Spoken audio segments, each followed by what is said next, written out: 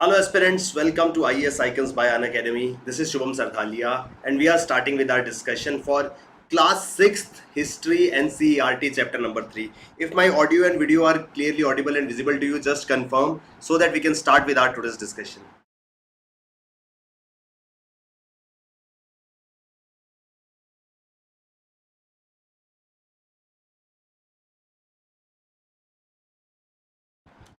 So guys, before we start with our today's discussion, I just want you guys to know that if we aim to qualify this examination, if we are aiming to become civil servant, we need to start our preparation at the earliest, and we can do with India's largest learning platform, that is Unacademy. Sir, we at Unacademy offer you widest choice of educators, flexibility to change your course. You can get unlimited views on your lectures, end-to-end preparation, live mentorship. We are giving you daily answer writing practice. So in short, whatever is required to qualify this examination, we are providing you. You start your preparation with India's best educators. My name is Shubham Sardhalia. I am your mentor and coach for the UPSC CSE preparation. If you aim to qualify this examination, if you wish to become the part of India's bureaucracy, you need to clear the pre and sectional tests. Apart from that, you can opt for optional subscriptions also. We are giving you test series for your optionals, including anthropology, pub-ed, geography, mathematics. With the help of these test series, you will be able to secure more than 325 marks in both of your optionals. You should enroll with Unacademy and start your preparation, and for a very limited period we are giving you massive discounts on all our courses. You can get up to 20% of discount if you opt for our courses till up till 30th of September, but you have to use this code IAS Icons. Remember to use this code IAS Icons, because with the help of this code you will be getting massive discounts. Our batches are starting very soon. Bilingual batches are starting, which will help you in your entire preparation journey, which will help you qualify this examination. For all those students who are unable to pay the entire amount at once, you need not to worry, because we give you the offer, we give you the opportunity where you can pay the entire amount in monthly installments. You have to call on this number and we'll get the things arranged for you, where you will be paying small monthly amounts and will be studying with us. Aparna, Kirti, hello guys, how are you? I hope you all are doing fine. So I think this is our fourth class for the day in which you guys are joining. Good evening, Aparna, how are you? So what was happening, what we are discussing about this NCERTs. We already discussed two chapters, where, what, where, how and when. We discussed from hunting, gathering to growing food. Today we'll be discussing the third chapter, that is the earliest cities. So when we talk about history and when we talk about something known as the earliest cities, can you please tell me the name that comes into your minds when we talk of something which was the earliest city of the times? Kirti, Aparna and all those who have joined me, just let me know. When we say that the earliest cities, what thing comes to your mind at the first stance? I'm fine. How are you guys?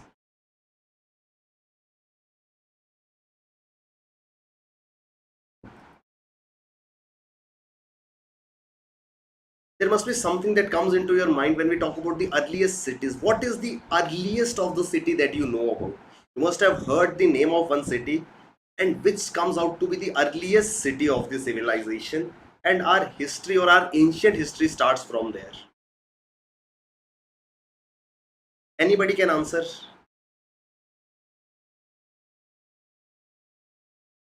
Before we proceed further, I would like to request all of you to please share the session so that your friends and all those around you are preparing for UPSC can join this, because since the channel is comparatively new, so many people don't know about it, that we are doing NCERTs and we are doing other sort of things on this channel. So it's your duty to share the channel, to share the videos, so that majority of people get to know about the channel. We need to grow our subscribers. You need to help us with that, because ultimately, see, I am putting a lot of effort. You can see clearly, Aparna, Kirti and all those students, you have been seeing me for the fourth time in a row. So in a day, if I am taking 4 classes, so it requires a lot of effort. So you should acknowledge that effort, and you should help us in this journey. So I was talking that there is one city that would come into your mind. Maybe you are not able to recall. Harappa. Remember, it is Harappa, not Katappa.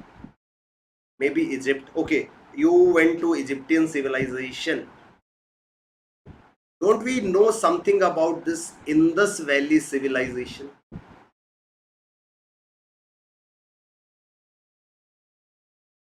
Sindhu घाटी की सभ्यता, Indus Valley civilization. So sir, the ancient city that has been associated with Indian subcontinent was Indus Valley civilization. So when the chapter states that in the earliest cities, what we will understand here, we will talk majorly about Indus Valley civilization, a civilization that was way ahead of its time.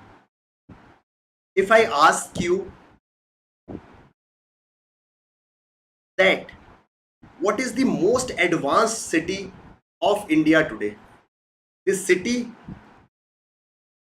that has been planned so well, that is considered to be the most well planned city of this country, can you please name it?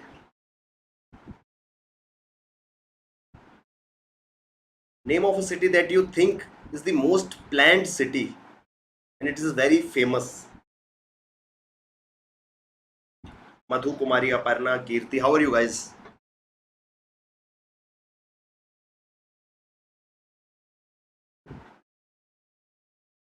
Bangalore, okay. But in Bangalore, we saw the problems of urban flooding few months back. The entire Bangalore was badly flooded. Same is the case for Delhi. Delhi is not a planned city. Delhi is full of congestion. Delhi is full of traffic. Not even Mumbai.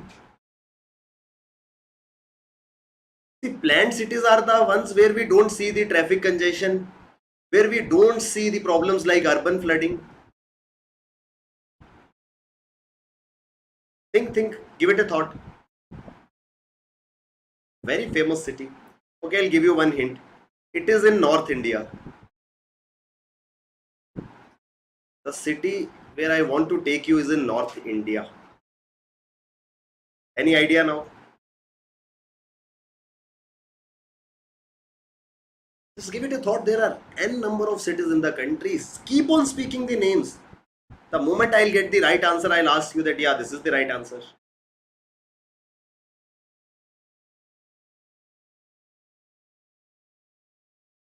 Kirti, Aparna, Madhu, Kolkata. But again, Kolkata is not in North India. Move ahead, move ahead. Keep saying the names. Anything that comes into your mind, just say that.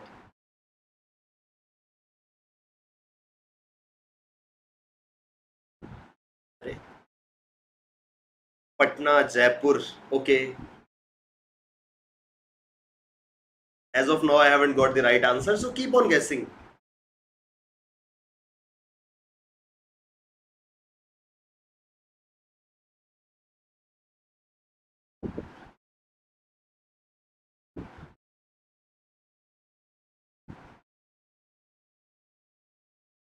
Heard of this city? Heard of something called as Chandigarh? Exactly. Thank you, Aparna. So Aparna came up with the right answer. Sir, Chandigarh is the most planned city of the country. And do you know what makes it the most planned city? What makes it the most planned city are its roads, are its drains. All these roads of Chandigarh meet each other at a right angle.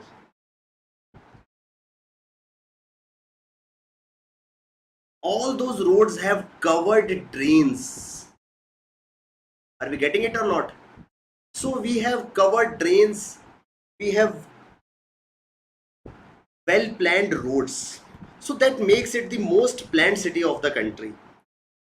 Now, what if I tell you that somewhere 4,700 years ago, there existed a city which was built on very similar lines? In the very beginning, I told you that this Indus Valley civilization, or the cities of this Indus Valley civilization, were way ahead of their times. The features, the facilities, the infrastructure that Chandigarh offers today, 4,700 years ago, there was one city, there was one civilization which offered the very same infrastructure. They had those perpendicular roads, they had those covered drains. They had the well established network of drains. Even today also, you go to any tier 2, tier 3 city, you will find that problem. The drains are open around the roads. You are walking down the lanes, you see the open drains, and during the rains or other type of problems, those drains get choked, and that waters uh, it comes on the roads, and ultimately it leads to situations what we recently saw in Gurugram, or some time ago we saw in Bangalore. So your top notch cities like Lucknow, Gurugram, Delhi, Bangalore, the infrastructure, the facilities that these cities are not able to deliver even today, we had that infrastructure 4,700 years ago in this very special civilization called as Indus Valley civilization.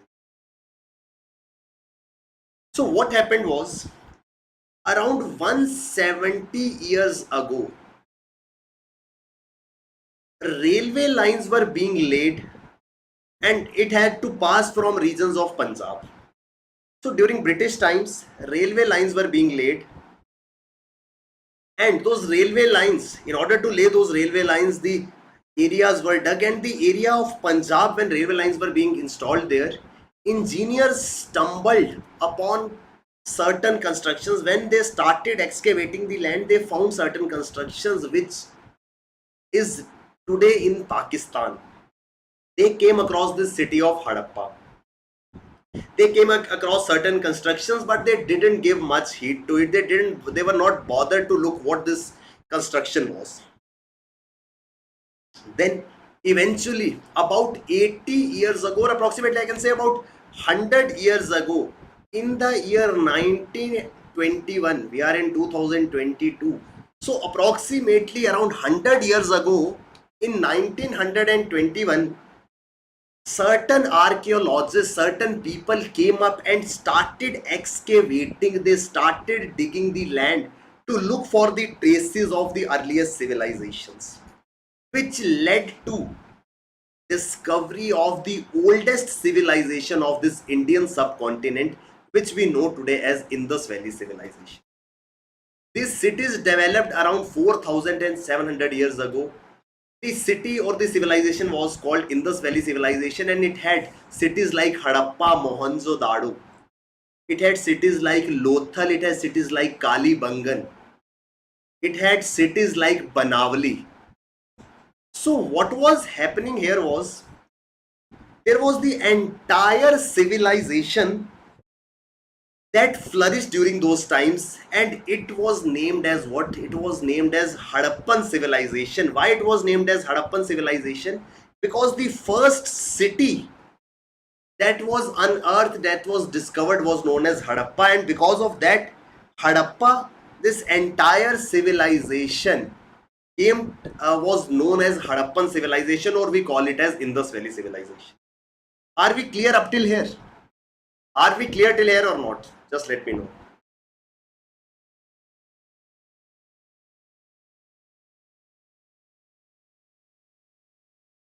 Shiv Kumar, Madhu Kumari, Kirti, Aparna. Are we getting things or not? Just answer me yes or no.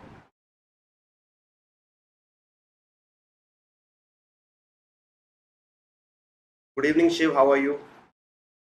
So what was happening here was, in the early 1920s, the present day areas of Pakistan and Sindh, they were there discovered the cities that flourished somewhere around 3300 BC. Harappan cities were divided into two parts, the citadel and the lower town. The cities that we saw, they were divided into two parts. What happened? In 1921, this city known as Harappa was discovered by this person named Daya Ram Sahni. Important names these are, we need to remember. So in 1920, an archaeologist by the name Daya Ram Sahni discovered Harappa, and in 1922, a city called Mohenjo-Daro. Mohenjo-Daro, I hope you must know about this because you must have seen that Bollywood movie starring Hrithik Roshan, Mohenjo-Daro, by this person R.D. Banerjee. So the most earliest cities that we could discover was somewhere in 1920s. We discovered Harappa, which was discovered by archaeologist Dayaram Sani, and we discovered Mohenjo-Daro by R.D. Banerjee. These cities were very special the way these cities were developed. These entire cities were divided into two parts, the citadel and the lower town. Yes, we'll talk about Great Bath. So what happened when these cities were discovered? It was found that cities were constructed in an elevated manner. So what does that elevated manner meant? The elevated portion or the higher portion had something known as citadel, and then there was on the lower side the entire town. So it was believed that this citadel was used by the elite class, maybe the ruler, maybe the nobles of those city, and the lower area was used by individuals or the common man. The walls were fortified with bricks in interlocking pattern. What was happening here was the bricks were like this. These bricks were interlocked with each other. So what was happening? These bricks were so nicely placed, which made these walls very strong. These streets were laid out straight and cut each other at right angles. What we see today, you are going and you find a street meeting another street like this, then it is meant by another street like this. So this is how you find normally streets today. But sir, you could find streets cutting each other at right angles. Straight streets cutting each other at right angles. This is the very similar image I showed you while explaining about Chandigarh. So that's why I said the features that Chandigarh offers you today were offered by these cities thousands of years ago. Trains ran parallel to the roads. If this was the road or this was the lane, the trains ran parallel, so that the people sitting around this, living around these roads, they need not to worry about their garbage disposal. Their garbage can straight away go into these drains. And these drains were covered, not like what we see today. These drains were covered so that there was proper hygiene maintained. Citadel was at a higher level. I told you it was at a higher altitude and had special buildings. In this town known as Mohenjo-Daro, we found something known as Great Bath. Somebody talked about Great Bath. So Great Bath was like a huge swimming pool. Just like we go for bathing on special occasions, so they had Great Bath for performing bathing rituals. They used to take bath over there in this Great Bath, which was found in Mohenjo-Daro. There were cities known as Kalibangan and Lothal, which had fire altars where fire used to lit. So it showed that they performed certain sacrifices. Maybe they were doing the cremations with fire or something like this. But Kalibangan and Lothal had certain areas where we found traces of fire.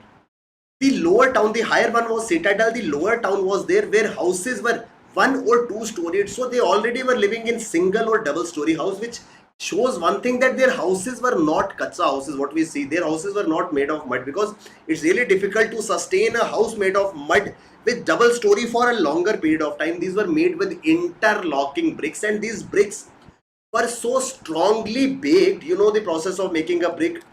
A mold is taken in which mud is inserted, and that mud is given a particular shape, and then it is baked in oven, what we call as bhatti. So those bricks were so well baked that they were really strong, that they lasted even for thousands of years.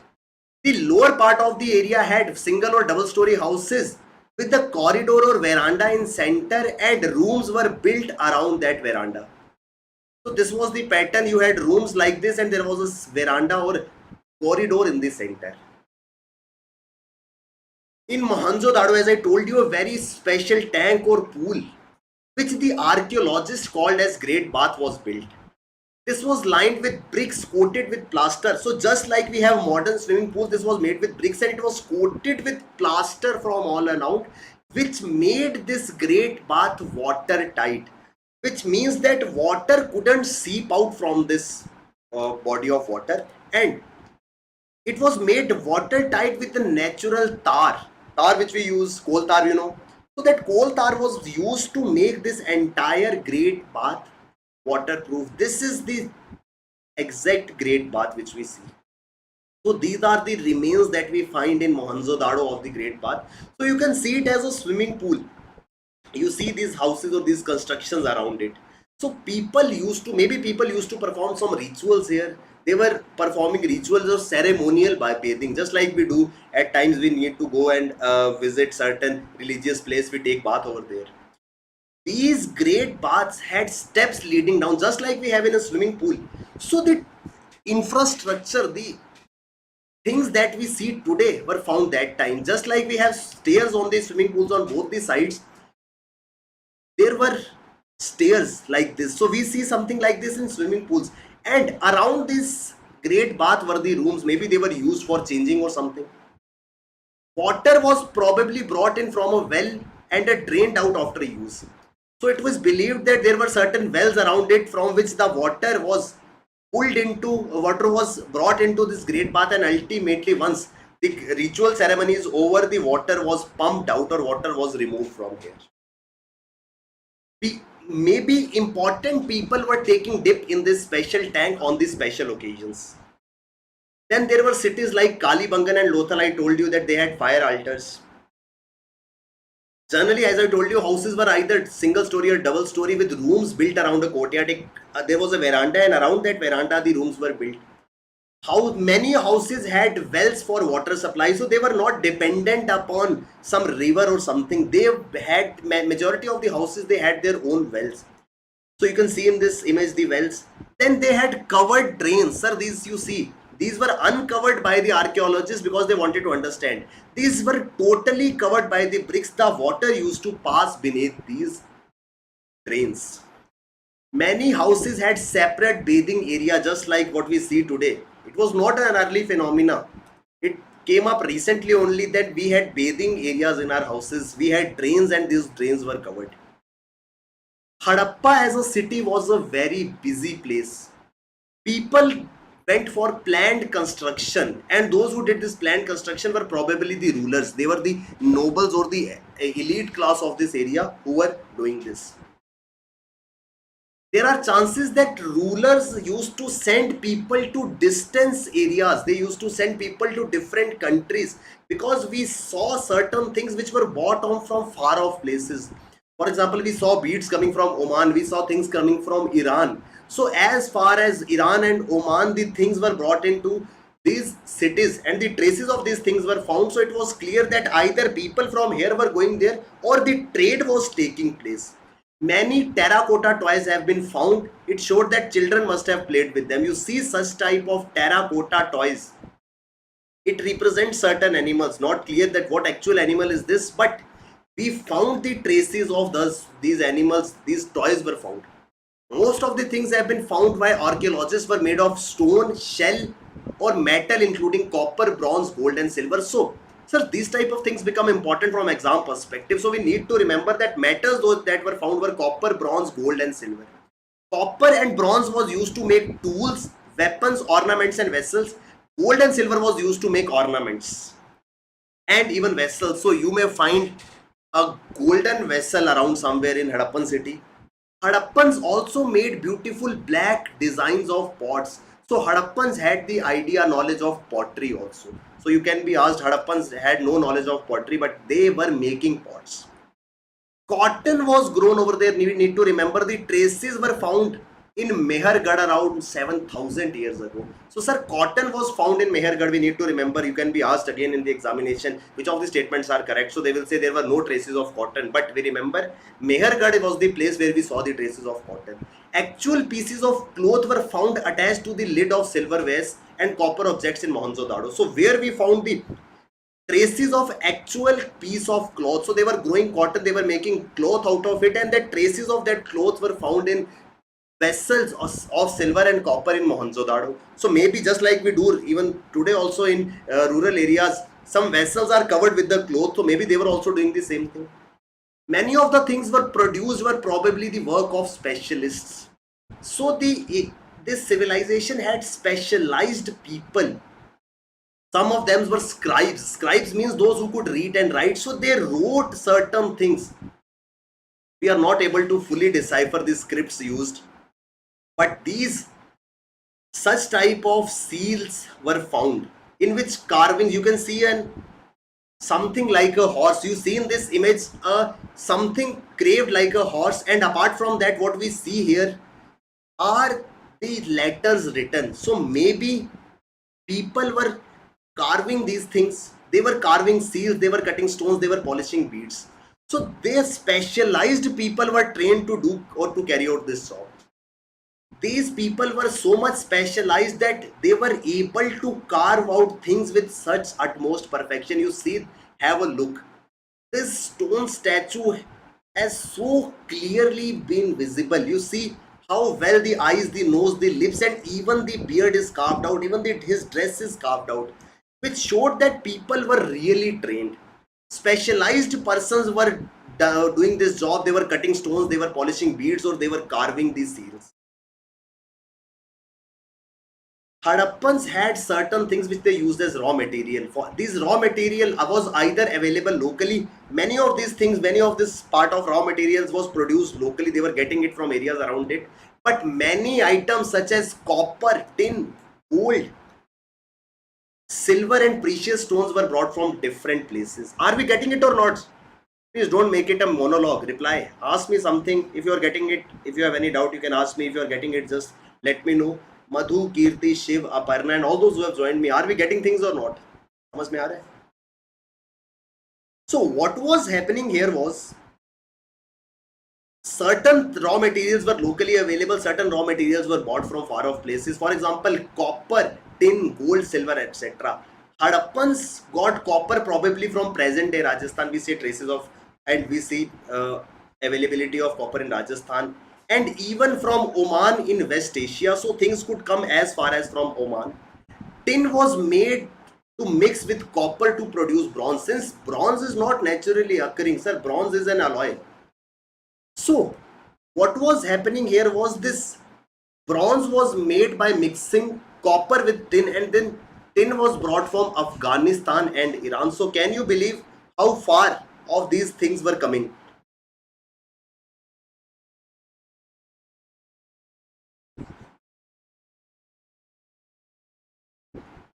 Things were coming from as far as Afghanistan and Iran.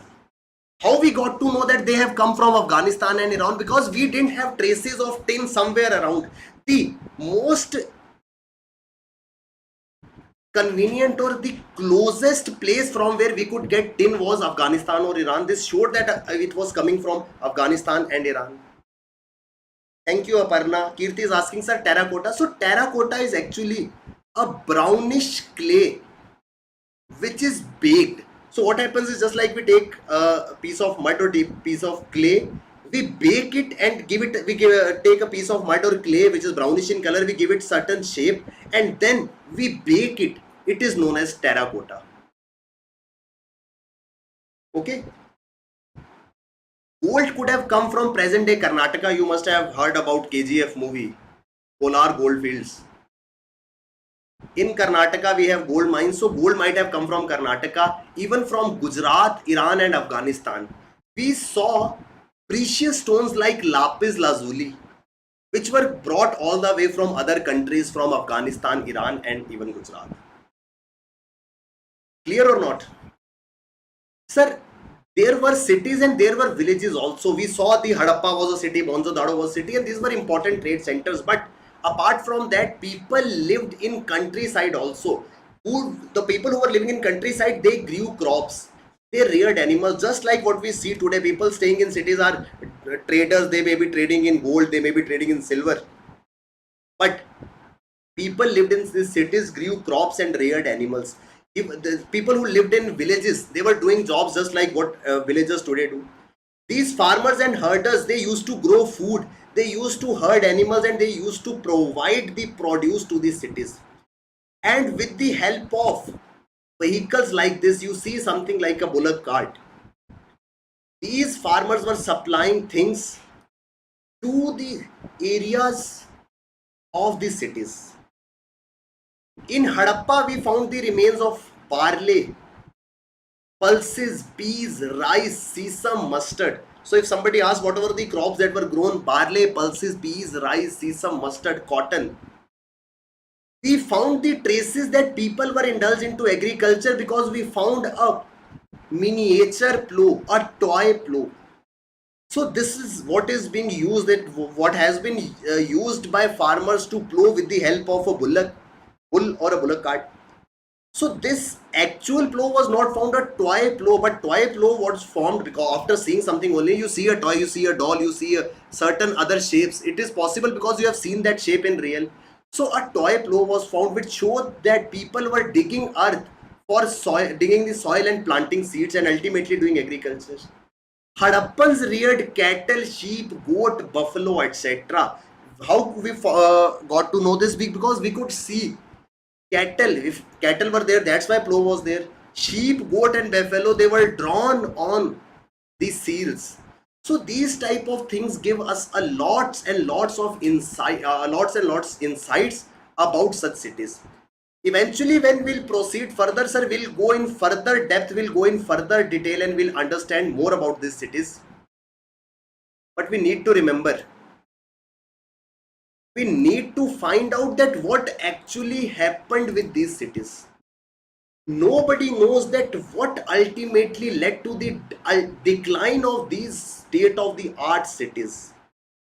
The cities, those which offered infrastructure facilities, what we see in the most advanced cities today, they ended up in a mystery. What happened to this civilization is still a mystery. Nobody knows that how these civilizations or how these people died. Exactly, these civilizations were way advanced. In the very beginning only I told you these civilizations were way ahead of their times. So what was happening here was, somewhere around 39,000 years ago, major changes started taking place in their lives. Seals were no longer written, raw material was no longer brought. Mohenjo-Daro, in areas like Mohenjo-Daro, we saw that garbage was getting piled up. The drainage system broke. We find the evidences that somewhere around 3,900 or 4,000 years ago, the drainage system got destroyed.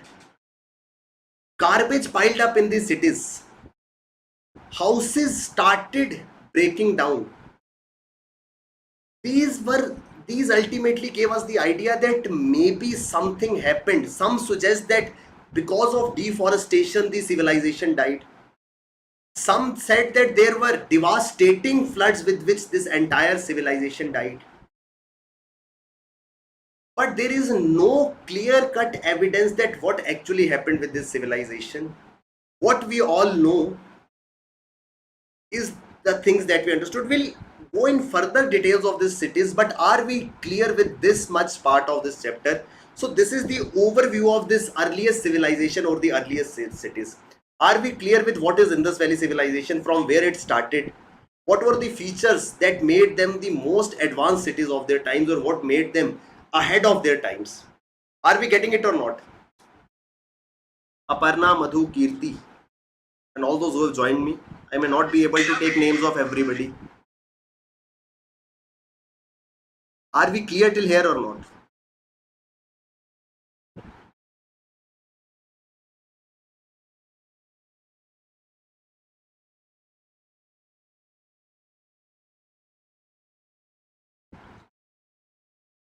So I'm trying to cover each and everything that is part of NCERTs, and I assure you that once you go through these videos, you take these notes. Kirti, see, it entirely depends. Kirti is asking, sir, which optional should I use it? Choose. Kirti, I'll request you, please join our Telegram channel. I'll answer you there on our Telegram channel on IAS Icons. You can simply go to Telegram and search this name, IAS Icons. You will find our channel with a very similar logo, just like this. As a UPSC aspirant, you must be having a number of doubts and you need to get those doubts cleared. Okay, Kirti, since you have asked it here, I'll let you know.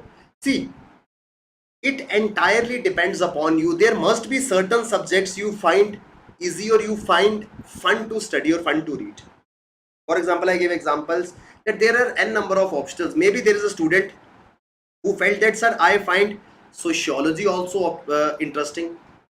I find anthropology also interesting. I find PubMed also interesting, and I find political science and international relations also interesting. Yes, Aparna, I'll share the PDFs, don't worry. So, what I suggest everybody of you is, what you need to do, you just shortlist at least 4 of optionals. Go to internet, search for UPSC optional list. You will get a long list of subjects. Reading the names, you will find few of them interesting, that yeah, this is good, I can go for it. Shortlist 4 of those subjects. Look for its syllabus on internet. You will find the syllabus of each and every subject. Find out what is the first topic of all these 4 subjects. Thoroughly read that topic. For example, if you get some topic like in sociology, you may come across sociology as a discipline, how it developed. So you read that first topic. For anthropology, there may be some topic there. For PubMed, for PSI, read that topic and try answering the questions asked from those topics. When you will do this practice, yeah, Madhu Kumari, it was also said that rivers dried up or there were some floods, but it is saying that if river dried up or if there was a flood, if you see the extent of this Indus Valley civilization, it starts somewhere from Pakistan, goes up to Gujarat, goes up to Jammu and Kashmir, goes up to Banavli in Haryana. Aparna, what do you mean by defense? Do you think defense is a subject? So you can just look for any of these optional, you read it, you try answering the questions, and ultimately you will understand which subject is meant for you. I hope you are liking these classes, you are finding these classes helpful. And I request you all to join these classes on daily basis, and like this only, like the discussions like this will be covering NCERTs. Apart from it, we are doing certain classes on Unacademy's application also as free classes or special classes. Already many students in who are watching this class right now are joining me in those classes also. I request more of you to join. We'll be discussing all these subjects.